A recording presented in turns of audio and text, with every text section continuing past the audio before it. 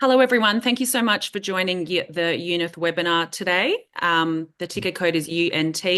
As you may or may not know, we are conducting a roadshow across Australia this week and presenting an update to shareholders and interested parties. Today, I have on the Zoom with me Chairman Sitz, and we also have Scott and Rakan who are coming to us today from Sydney.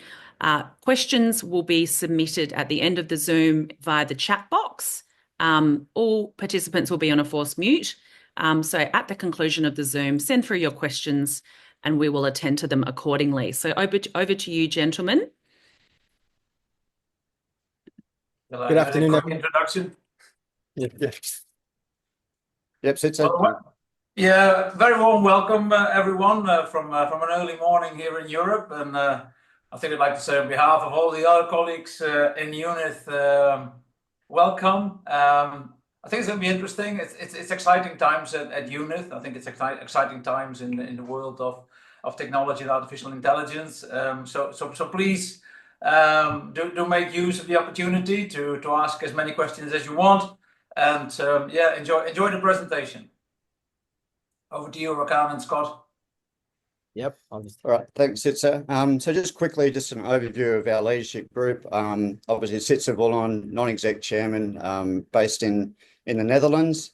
Myself, he's been on for 3.5 years. Myself, Scott Mison, I've come on as a non-exec director about 4 years ago, and just moved into an executive role in the last 6 months.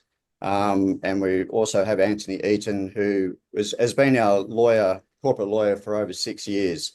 Who has joined the board just recently. Ivan is our general manager of our B2C subscription division, and Rakan here with me, the general manager of digital human division.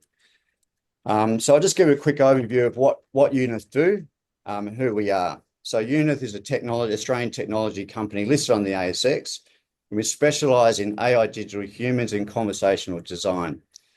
We build interactive agents for customer engagement, education, entertainment, and we'll go through that with the subscription division. And we monetize the AI capabilities through diverse revenue streams.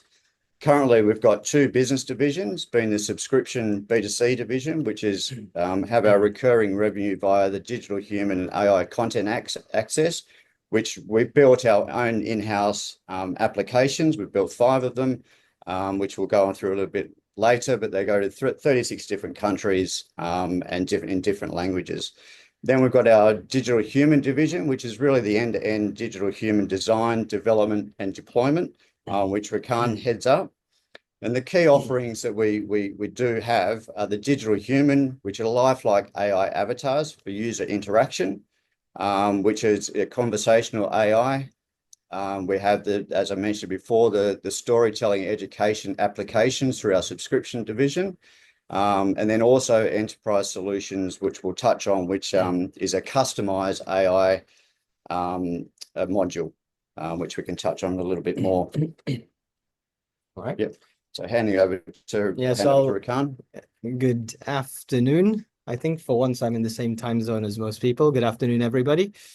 Yes, I'll do a bit of a overview. Some of it would be repeat information for folks who've seen this messaging before around digital humans, why we believe in them, what they are, and some of the applications, some of the successes that we've had. I'll also give a bit of an update on recent updates that we've had from a product perspective that are complementing the successes that we're seeing with adoption from customers and partners. So I think everybody must see and feel this, that there's a huge shift happening where the whole expectation of people is moving towards conversational systems, conversational agents. And this is complemented by the fact that large language models, or LLMs, as we all see when we use tools like ChatGPT, Google Gemini, they're exploding, absolutely exploding in terms of their capabilities. What this means is that people have an expectation to have a beautiful, or to have experiences as beautiful as what they get when they use those kinds of tools. And then what this means even more is that businesses are sitting there and realizing that they absolutely need to leverage this kind of technology. And everybody we speak to, you can feel, you can see, they tell you, they know they need to apply these types of technologies. What's the problem? The reality is making that thing that's so easy to speak to actually turns out to be very hard, especially when you're a business. It's hard on many levels. Building it is hard because the LLM, the large language model, to build something on top of it, you have to work with the API. These APIs are raw. Like when you actually work with that, it's not the same thing as speaking with the product that OpenAI are building or Google Gemini are building. On top of that, when you try and deploy something to your user base, your customers, your employees, whatever, nobody wants to interact with chatbots. They're outdated. So you immediately lose the trust of people once you try and deploy something like that. And then finally, the reality is there are so many tools out there at the moment that it becomes very hard to actually choose what to use, right? So it's very fragmented, it's very inaccessible. So you're a business and you literally have like, I know I want to do something. I have an idea of what I want to do, but I have no idea how to get started. Some businesses do not want infrastructure, they want outcomes. And these outcomes are typically directly correlated with their objectives and results that they expect. Our view of the world is that every business will have their own digital human or humans. These will be trained on their knowledge, tuned to their tone, and deployed where their users are, whether it's on their website, whether it's in their application, whether it's in a kiosk, in a shopping mall or an airport, or whether it's at the front desk of a hotel. You will be able to deploy these where you want. I've shown this slide before. I always talk about this. We are as humans, we are hardwired for face-to-face. People like interacting with faces. First thing you see typically in life is a face. Hopefully the last thing that you see as well is a face. We look to tap into that. We've had a conversation. It always sticks with me. I will say the name because they're not a customer of ours. With Lidl, which is a very huge supermarket chain across Europe. And they were saying to us that like their engagement rate with chatbots typically range between 1 to 5%, where they consider the norm to be 1% and a very, very good market would be 5%, where their user base are younger, more willing to adopt technology is 5%. We see much higher engagement once you put a face on top of that. Our data shows between 15 and 20%, depending on how it's deployed. So yeah, we absolutely look and intend, and people we speak to, they realize that you can tap into this preference and benefit from it. There's a lot on this screen. I will try to simplify it a little bit, which is just the very first line under why digital humans. Yes, they're engaging. Yes, they're scalable, but they have a purpose. The purpose is to connect you with, I call it your people, and your people could be to connect with internal employees, your audience, your customers, your prospective clients, to help them. And if the use case is to convert them, and that could be helping with sales, selling your product, etc.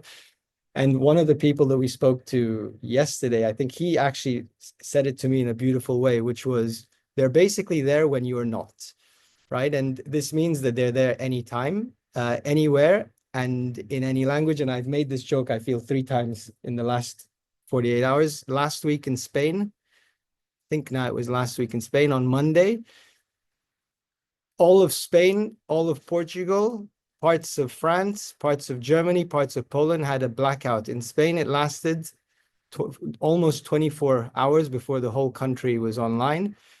Everybody in my company and Unith was having fun. I was panicking because I thought this is problematic, until I managed to get a little bit of signal logged in, and our head of platform and engineering wrote, "No problem, all digital humans are up." And these digital humans, while everybody was offline, was sitting there answering questions for Unith and answering questions for our customers. So we're quite proud about that.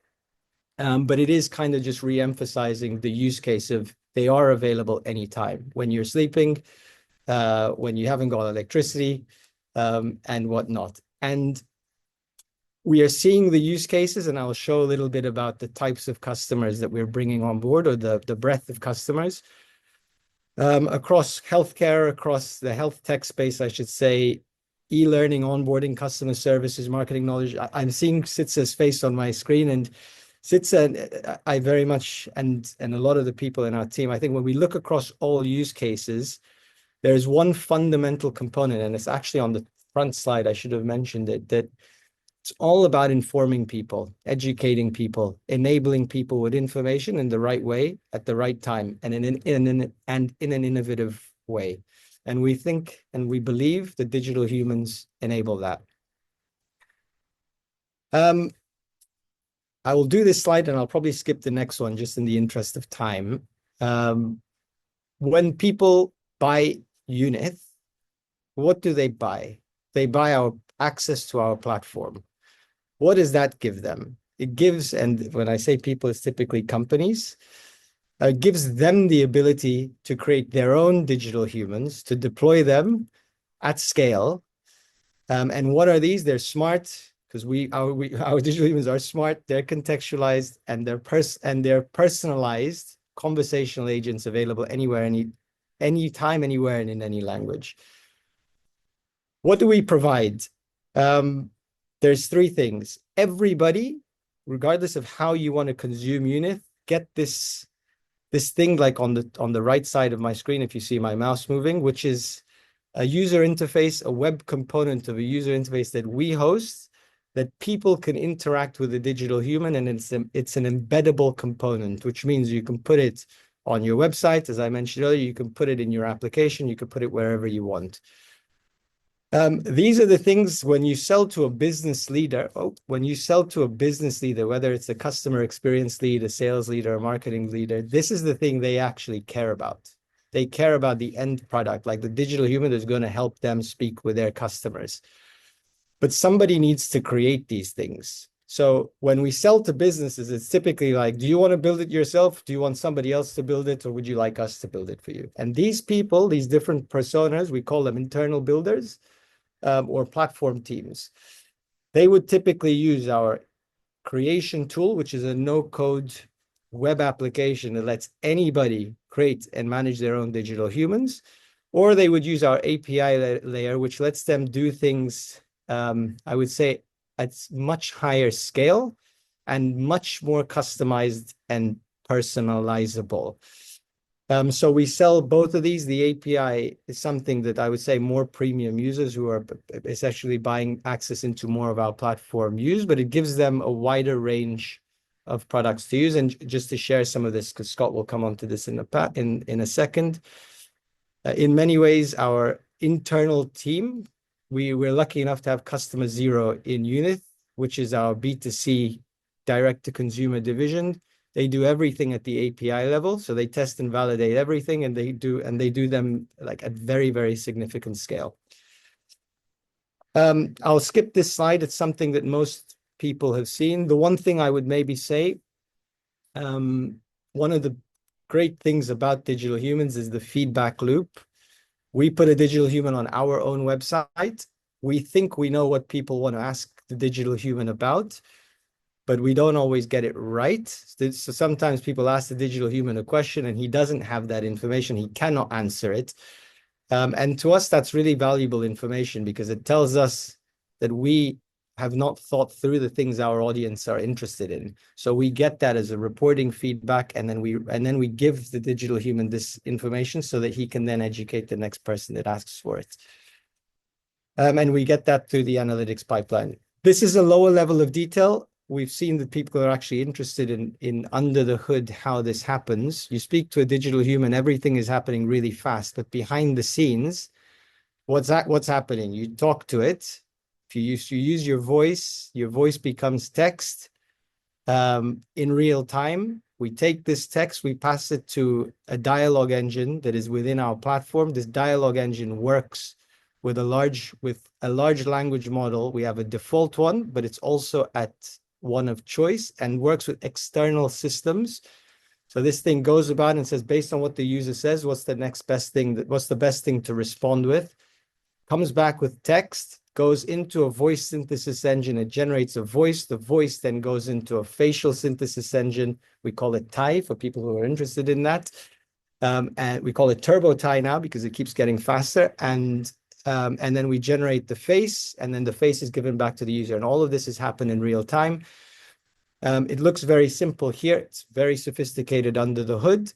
And when you use our platform, you have the ability, anybody has the ability to basically control the way these things happen. I like looking at these kinds of slides. There's a lot here. I won't go through half of them, and I think the slides have been shared. But this kind of just reminds us, or reminds the team as well, like how much we've done within not even yet a full fiscal year. Standout events, I think everybody knows we have Interface, a self-service platform, which is a major accomplishment for a company like ours. We launched that in September, the back end of September. We hired we've hired a couple of great people, one on the growth side, who's really helping us ensure that we can get the commercial traction that we need, and we need to continue doing. We hired a sales manager as well. I always forget the dates around this, but it was post-October between November. And with that and a lot of other stuff that's going on, we are setting ourselves up to continue moving in the right direction. And what does this moving in the right direction look like? I think we shared this through a progress report. In the end of February, we secured, I would say, finally secured a very significant customer on a 1-year deal at a valuation of $130,000. It's a pharmaceutical company where they're essentially, and it comes back to what I said, they're essentially, not only they're looking to, they believe that digital humans is a great way to inform and educate patients and healthcare professionals. So they have, let's say, different configurations that they're looking to have set up. And they're looking to do this in 3 languages. So again, it's a great project. It started pretty well. I would say very well. It's a little bit different to the next bullet point in the sense that the monetary value that you see there is not a recurring revenue. It's almost, you could think of it as a one-time fee. It's actually milestone based, of which I would argue we've delivered all of the milestones already. So the next piece that I talk about is, you could imagine, excluding this kind of one-time fee that we get, where let's say it's selling our platform to businesses who are committing to use it on a month-to-month basis. We've consistently been growing the customer count, as you see on the top chart on the right, and the associated revenue with that.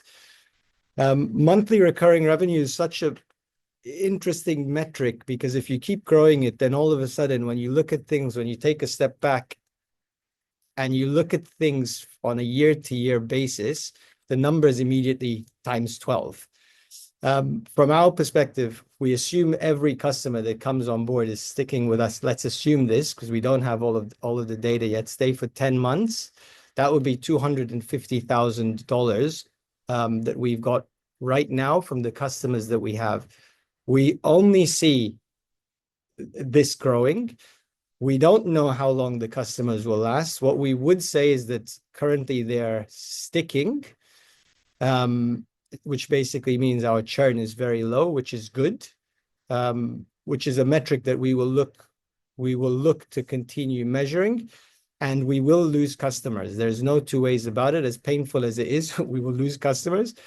But in losing customers, we will learn why we lose them. We're building good relationships with these people, and it'll help us make better decisions. It'll also help us choose where we focus, because we will essentially need to focus, and I'll come a little bit onto that in a second. How are we doing for time? I think it's okay.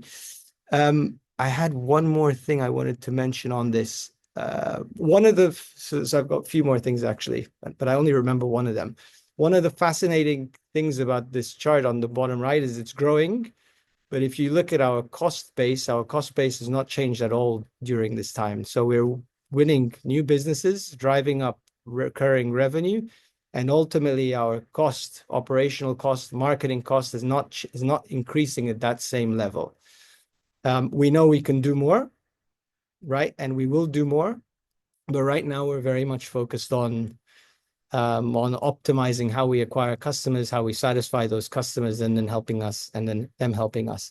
I won't talk through the platform enhancements because I have a few other slides later about this. So yeah, just to reiterate one more thing. These numbers do not count the number here. They do not count like any time we receive a one-off payment from a business, we're not including it in monthly recurring revenue. This slide is more pretty than anything else. I think it's pretty because 6 months ago there was very little on this slide, and now there's very much on it. I think what we want people to take away from this is we are selling to businesses. We're not selling to individuals. Individuals can use the platform, but when we think about where our team's energy is focused, is in working with businesses who want to scale, businesses who want to grow. I won't go into the details with some of this, but some interesting things in here. Many of them come back to us and say, hey, can we actually resell what we are buying from you? Which is great. We like it a lot. And we say, of course, but we need to revisit like a little bit the commercial model that we have in place. And we're learning like what that would look like. There's also in here an interesting case where there's somebody who was using DID, which is a company that does very good stuff similar to what we do, and they've decided to move away from them and come to us. We've never had this before. It's great. I'm actually trying to understand a bit deeper into some of the reasons behind that, but we also understand that our commercial model, which is very strongly associated with the fact that we can do things at good scale, is one of the reasons for it. And then also, and I have this at the end, and in case I forget it at the end, I'll say it now. The team is as good as the product. People like we are strongly committed to building relationships with the people that we work with. And we can feel that as I have faces, the team have faces to most of these businesses that you see here. And I stress they all want to grow. This is a highly simplified view of the world, but what's next? I think when you see this, and really this slide, when we launched, this didn't exist. It was a handful of very select customers before. It's growing quickly. We have to, it makes no sense to stop doing that. So we want to continue driving that growth. We're calling it like build the core. Internally is the name. Yes, because we want to push up the revenue stream. But I mentioned we may lose customers. We will lose customers. What do we want? We want to use this to find high growth segments so that we can focus a little bit. Everybody wants to do something. It doesn't actually make sense for everybody, right? We need to know who it doesn't make sense for, why. Let's not focus there. Let's focus where it makes sense. Product, and then the product. I keep asking for more, I would say, but like we have to be very selective in where we spend our R&D budget. And getting this data directly from customers, like what they need to grow, what they need to come on board, and why they left us, makes us take the right decision. So that data set is becoming more and more valuable. Data set being the customers we have. We also will launch a new proprietary, let's say, we're calling it corporate AI product offering that we will use to penetrate larger businesses. Because we see a lot coming out of some of the businesses that we're working with that we think is reusable and packageable and distinct. And a lot of this, Scott mentioned Anton Edgar, Anton Eaton, who's joined the board. Anton keeps pushing this element of truth, right? Like it needs to have an element of truth. And a lot of what businesses need at a corporate level, otherwise they get in a lot of trouble, is digital humans delivering truthful information to people. And we think we have a bit of a novel way on how we can manage that. And then And then finally, and we've already kicked this off, we're refining that while we're doing a lot of stuff here. Let's say at a corporate level, we're also speaking with potential partners that will help us capitalize on the demand and the readiness that we're seeing, specifically penetrate the Australian market, because it's something that we want to do. And we can use partners to scale in a way that lets us have a small, nimble and core team. I won't go into this detail, but the detail on this slide, I think it's been shared. This is a little bit of how we'll do the previous stuff, but I do want to show, I'm going to hope I click the right one, because I know there's a lot of like, we should have more of a presence to get partners, to get an awareness in Australia. We're currently running some ads. This is a little bit of what they look like. I hope the voice will play. Do you know why everyone's talking about Unith? We've created the first AI-powered conversational digital humans. If I've convinced you by the end of this video, visit our website. We'll schedule a meeting, you tell us about your business, and we'll set up your conversational digital human in just 5 clicks. We'll show you how to train it, and your digital assistant will be ready to answer questions and connect with customers in over 100 languages, 24 hours a day, 365 days a year. I'm out of time now, so head over to the website to find out more about what we do, and we'll help you take your business to the next level. So these are intended to basically get people's attention. We think they're cool. We think they're real. They're very authentic to what we do and how we can help some types of business. We have a few of these running. We have a few of them just so people get this, like the bulk of what we do, getting this message out is similar ads in different languages, in French and in Spanish. We have some in the Netherlands that we're using to help us, build the customer acquisition. And what we would say is, the feedback is good. We can measure the feedback because we know how much it costs every time somebody has a meeting with us at the end of that whole thing. Okay, these product updates, I can spend so long doing it, and I'm in 2 minds of how deep to go in this. I will whistle stop through this, which is our digital humans are agentic. This is a buzzword in many ways. And what it essentially means is they can do things above and beyond speaking to you. That something could be booking a meeting with your sales team. It could be updating a spreadsheet for you. It could be creating a lead in your CRM system. In our case, it's HubSpot, and we're about to make it be able to create HubSpot records for us. What this means is your digital human can speak to people, understand them, realize what they want, and then execute on that. And we can't build everything. As I mentioned, we have to be clever in where we spend our R&D budget. So we've built an integration with Unith. If you see here, if you go into HubSpot and people search for Unith, they will not find Unith because it's a private app. If you can read here, it says by invite only. So when our customers sign up to Unith and they want this, we will invite them to our app. They can then create a workflow with Unith inside it. And then the digital human they create using what we're calling open dialogue this is a new mode of digital humans, is an agentic mode that lets people specify in here to say, when you realize somebody who works for a business that is bigger than 100 people and has a project that makes sense, at this point, I would like you to suggest that they have a meeting with your sales team. Then it puts the record into the HubSpot. This whole flow is something that many people are excited about. We're still refining it. We're still understanding like different pieces of this. We're building some templates here that people can reuse because not many people realize exactly how the workflow outside of the digital human needs to look like. This is a real customer. I should have had it on my screen already, but there's a little flag here, which is called widget mode equals false, which means the digital human is usually a full screen. The moment you flick it to true, seamlessly it comes in the bottom right in the screen like this. Why is this important? Because customers told us, we think it's easy, but for them it's actually hard. So then we decided, let's make it easier for people to put it there, even though we don't always believe that's the best place for a digital human. We think it should be a bit more pronounced in some situations. Security is super, super important. You could imagine it was very important for the enterprise that we work with. So digital humans that you create now, you can essentially lock them down to your application, secure them in many different ways that didn't exist before. It's a bit boring, but it's required in many ways. So we had to invest a bit in this. And then wait. And then next up, and there's a hidden feature update in this. Let's see if people can spot it out, and I hope it plays. Here's a quick recap of what's new. We now support Zapier integration, enabling digital humans to take real action. Widget mode makes embedding simple and seamless. With open dialogue and prompt templates, you can get started faster and build more authentic interactions. You can also secure your digital human by restricting where it can be embedded.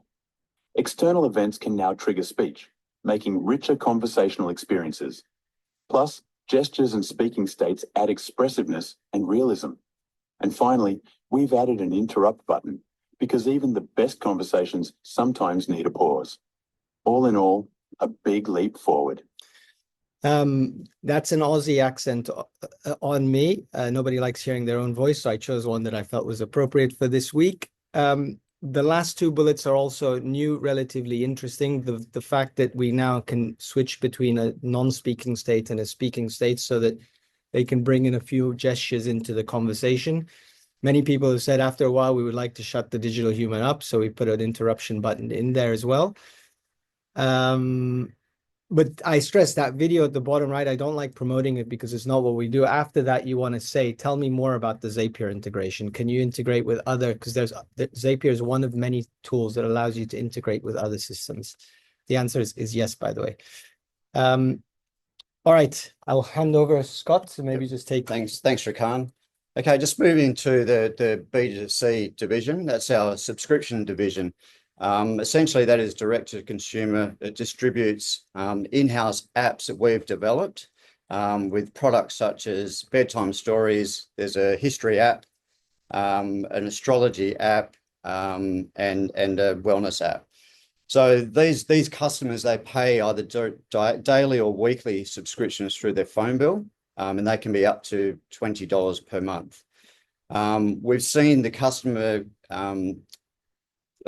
base value growing with more active subscribers that we're getting. So we're up to about 900,000 subscribers at the moment.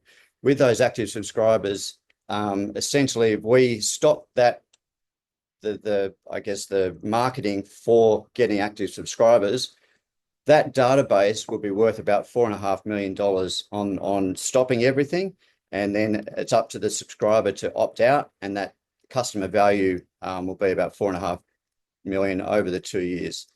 We're seeing the geological expansion going to 36 countries with 21 languages. So we're predominantly being in Europe, in the Middle East. We're now venturing into Africa.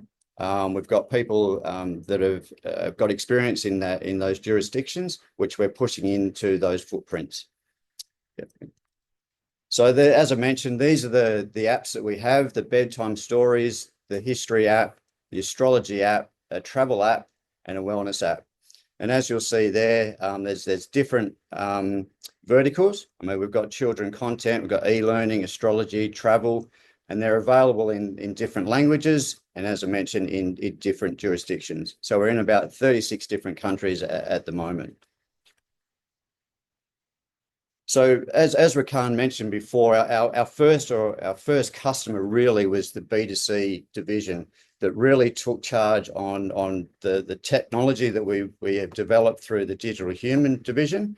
We have customized that by creating these applications, and then we go out and we have in-house customer acquisition to grow that database, which we use we'll create our own content, being the unique AI digital humans. And that's highly localized in the areas, the jurisdictions that we want to go into, to enable them to be highly personalized towards them. The subscription model, it's a recurring revenue model. So as I mentioned before, you opt in to get one of the travel app or the bedtime stories app, and you will get billed on those services until you opt out, and then you no longer become a customer. So, and as I said, we see that trail. If we stopped everything now, there's a trail there over 2 years of roughly a $4.5 million database. Moving on to what we're seeing for the future outlook for the B2C division is, as I mentioned before, going to that geological expansion into Africa. We're seeing a lot that we've seen a lot in the Middle Eastern countries and Europe, and we're using those knowledge that we've got in those jurisdictions and moving into Africa. As I mentioned before, we've got an in-house buyer that helps us with our marketing, who's based in Morocco. So he understands the jurisdictions into Africa and what is needed to get into there. So that product diversification, as I mentioned before, we've got the gaming, we've got the wellness app and the travel app, things like that. We'll continue to do the in-house media buying for that customer acquisition to grow that customer base, which we see, as I mentioned, we're up around 900,000 at the moment.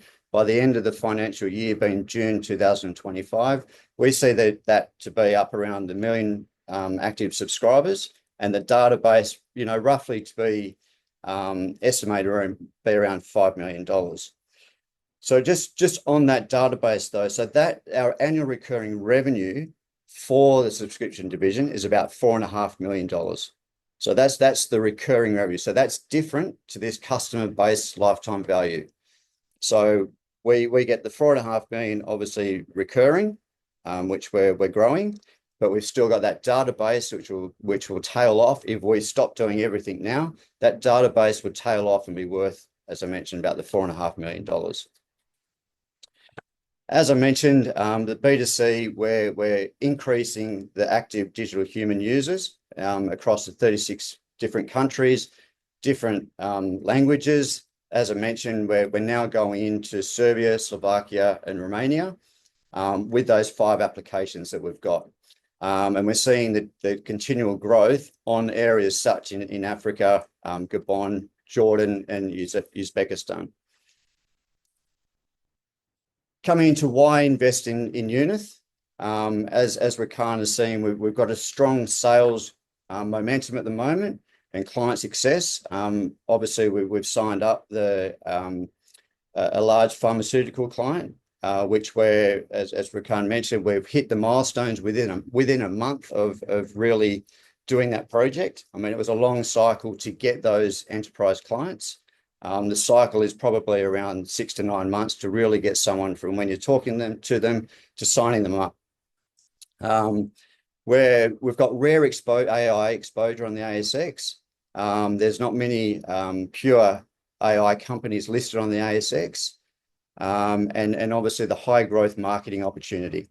With agentic AI, digital human, the market is getting bigger and bigger. You see research reports coming out pretty much every day with bigger numbers on them. I mean, the Gen AI, you're looking at 2.6 to $4.5 trillion. So it's a growing industry, along with the digital human market, the agentic AI market. So we're in the right space, the right time to really push this thing forward. We've got a world-class team that's highly committed, and has got very, very deep expertise across the AI industry. Rakan himself, I guess, has got a PhD, and there's a lot to do, and we've got very, very smart employees that are in the back doing all of these products. We believe our market is undervalued. As I mentioned, we've got a market value, a capitalization market cap of $13.5 million. However, if you look at, on a balance sheet, probably haven't mentioned too much, but we've got investment on our balance sheet in Audio Stack of $2.5 million, which we've got remaining, which we divested some in December. We'll potentially look to divest when the opportunity comes up next with them.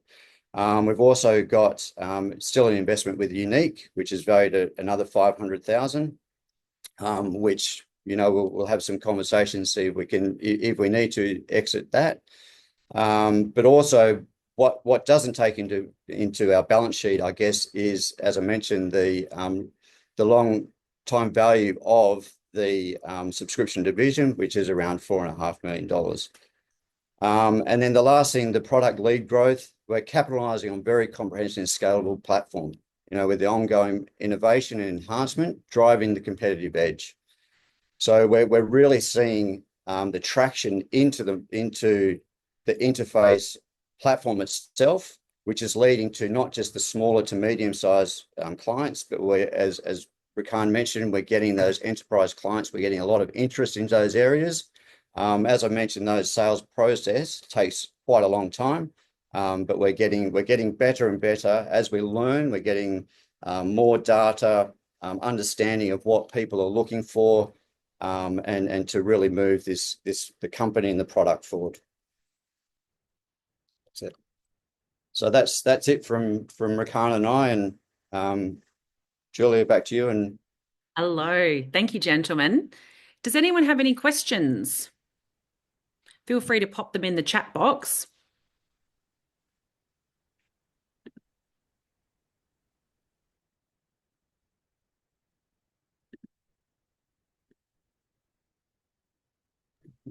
Wait a few moments.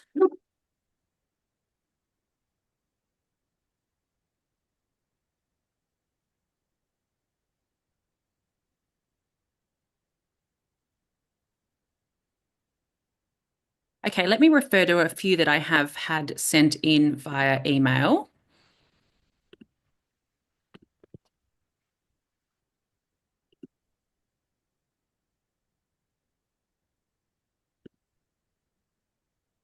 Okay, so this is from a shareholder. Unith claims its digital humans platform is far superior to that offered by rivals and points to its recent wins in competitive contract bidding processes. What makes your digital humans offering a better mousetrap than other alternatives in the marketplace? Can I take that? Yeah. Can I go? Good question. Good question. And there's a lot there. So maybe it's worth starting with what is a reality that there is competition, but the market is not full in many ways. So the vast majority of people who do what we do don't focus their efforts on making conversational agents, right? So the biggest players, the ones with the largest valuation and the ones that are almost household names, their play is typically on creating video content for creatives. So that's typically where most of the competition lies. And in that case, we kind of just say, hey, but at the end of the video, you can't ask it a question. And that's a little bit of now I see how Unith is different. The other part of it comes back to what I mentioned at the start, which is there are so many tools out there at the moment, and having a platform that very neatly packages together a lot of different moving parts in itself is a lot of value. So we believe by being simple place to go to easily get started on your mission with AI in itself is valuable. We also know, and I touched on this earlier, about us winning over a client who was working with a competition. We also know that our commercial model has many advantages in it, and this comes from the fact that operating our system is significantly cheaper. Ultimately, I wouldn't use the word cheaper. It's operationally way more efficient to run our digital humans compared to competitors. And then there's one more piece, and we're seeing more and more of this, which is some people have already started making investments in technologies to use. They may use their own voice provider, or they may use their own large language model. The fact that we can accommodate that and say, that's fine, you want to use this LLM, bring it into our system. They need to be API users, or you want to use this voice provider, bring it into our system itself is one of the places that we win. Also, and I have this on firsthand feedback, the way we've set up our infrastructure on our side using AWS in a globally distributed manner is a competitive advantage for us. Fantastic. All right, we've got plenty of questions here now. So from Richard, what would you anticipate your 12 months revenue will be for this financial year? For the next 12 months or this financial year? So the FY25 or 26? This financial year that we're presently in, that's my interpretation of the question. I think you Yeah, gentlemen will be able to see the questions as well in the Q&A box in the center of your screen. I'll get it. See, just with the Q&A that. box there with the number 4, there's 4 questions sitting there. Yep. Yeah. Okay, so I guess for this financial year that we're looking at, as I mentioned, the subscription division does about 4.5 million in revenue, annual recurring revenue. So we expect that to happen by the end of June. So we're on track for that. With the digital human division, obviously we've got the annual recurring revenue at the moment of about $25,000 a month. 250,000. Which is over 250,000 a year. But that does not include, as Rakan has said, that does not include the 2 enterprise clients that we have. So we have obviously APH Alliance, who have renewed their contract. So we've got another 100,000 through them. And then we've also 120,000. Then we've also got the new contract with the pharmaceutical company, who we see is another 130. So that'll be about 250,000. I'll slightly correct. The APH one is total value of the business. So it's not another. No, that's right. Yeah. But it's recognised during this financial year. So we're seeing probably in this financial year will be around about the $5 million mark. Okay. Now what we're seeing though, with going on to next financial year, obviously we're seeing we're very the platform itself, the interface platform, was only launched 6 months ago. So as you can see with the presentation, our annual recurring revenues are going up, and also the number of clients are going up. So we expect that to grow month on month. It'll be nice. I mean, and also with the subscription division, we see that growing as well. With the million active users that we are expecting or hoping to get by the end of this financial year, and considering we're going to more jurisdictions, we will expect that revenue to go up as well. Excellent. And then we've got an anonymous participant. Cash on hand and your cash burn. I would say that my inference is monthly cash burn there, gentlemen. Yeah. So obviously with the quarterly that we put out, we've got it just under $1 million at the end of March. At the current cash burn, so that's not taking into new clients now, or as Rakan mentioned, we billed for our new client. We've hit all the milestones. We billed them last night. But as at today, our cash burn would be about 250,000 a month. That's net. Good to know. Thank you so much. Gary has asked about your penetration in the United States market. So we have, let's say, no direct sales into the US market, but we have partners who are reselling into the US market. So maybe this point didn't come across. So like currently all of our go-to-market initiatives are focused purely on Spain, France, bit on the Netherlands, and then most recently in Australia. But the people we sell to, it's in there, they themselves push it wherever they want, right? So there's a little bit of us learning of digital humans being deployed in places that we didn't know about in many ways, which is great. Very good. Thank you. And Richard has asked, what is the likelihood that some bigger players / competitors will try and buy your company? Shall I take that one, guys? Yeah, Go on. Yep. Because that's an interesting question, because what you see in the market actually is that if you look at competitors are all sort of, they grown their business, they came from startups. So I wouldn't see the interest from that element. But if you call bigger players, people that are active in a changing world of data, artificial intelligence, applying data to your business processes. Yes, that there even are sort of open discussions with people in the market. Could even be huge audit firms, the big ones even, that are looking to try to change their business model, because as everybody may understand, audit companies will slowly disappear with the arrival of artificial intelligence. There is, however, interest of people that do talk to us or reach out are often portfolio businesses in sort of, which are private equity backed usually, and are interested in sort of expanding their whole suite of product offerings that add value in a complex world of artificial intelligence. I think Rakan said it very, very well. People are not looking for AI, they're looking to improve their business.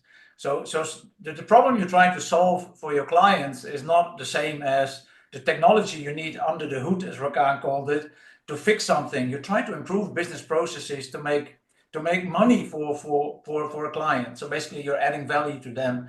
And there are players out there, there are portfolio businesses out there that try to capture this complex world of data, and they are actually interested in us. Thank you so much. I have another question from a shareholder that submitted it prior to the meeting. How are the continual advances seen in AI going to benefit the evolution and financial viability of Unith's digital humans offering? I think I'm still off mute. Yes. You know, we have to be very selective in where we invest our R&D budget. We have to be very flexible and modular and willing to adapt. And actually, one of our company values is being agile, and we promote this all the time within the team, because we know advances are going to keep happening. And in many ways, it's great when our product improves drastically without us doing anything, because there is some major improvements at the large language model side or the voice quality side, or it's become cheaper to operate the GPUs that we use sometimes to generate some of the faces, etc. So I think quality goes up, price goes down, as everybody else is investing very big in AI. So yeah, I think it's just one of those things that we are, not many people get their product get better because other people are doing work, you know, for them. Yeah, and then we focus our efforts, as I mentioned earlier, on the things that we know people we are trying to work with need.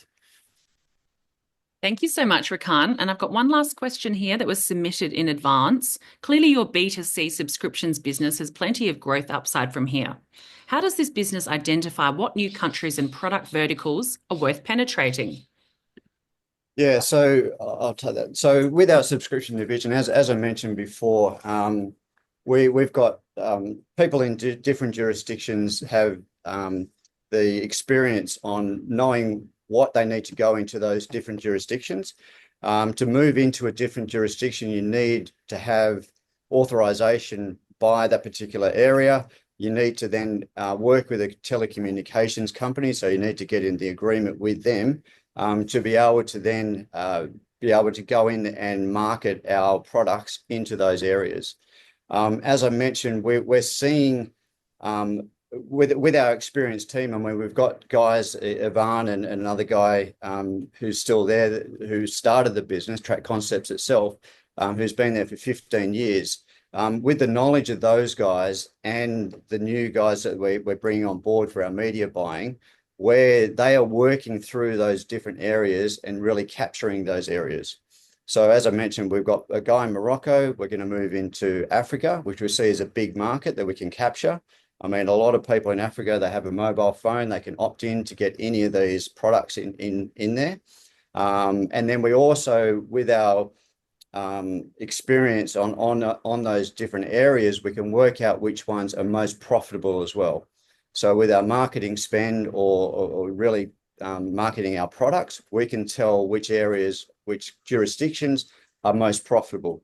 and it's a continually moving areas as well.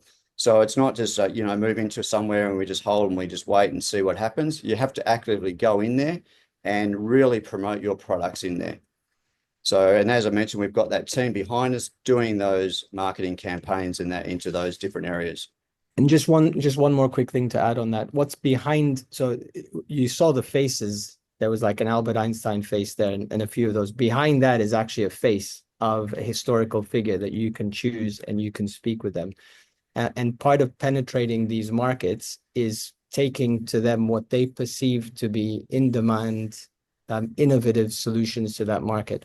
So in many ways, like we are lucky, so lucky to have like an ideal customer being ourselves, who are the first people to adopt our digital humans and take them to market and roll them out and push, and in many ways help us make some of those decisions by how can we make it more effective, because 1 million users is a lot of users, and there's not many on the competitor side. There's not many conversational digital human platforms out there who have 1 million people that can speak to them. Yeah. Thank you, Rakan. Gentlemen, thank you so much for sharing an update today. For anyone that's interested or has any further questions, you can see our emails clearly displayed on the screen. And thank you so much for your attendance today. This webinar was also recorded, so if anyone's interested in accessing the recording, we will gladly provide it. And have a wonderful afternoon. Thank you for your attendance.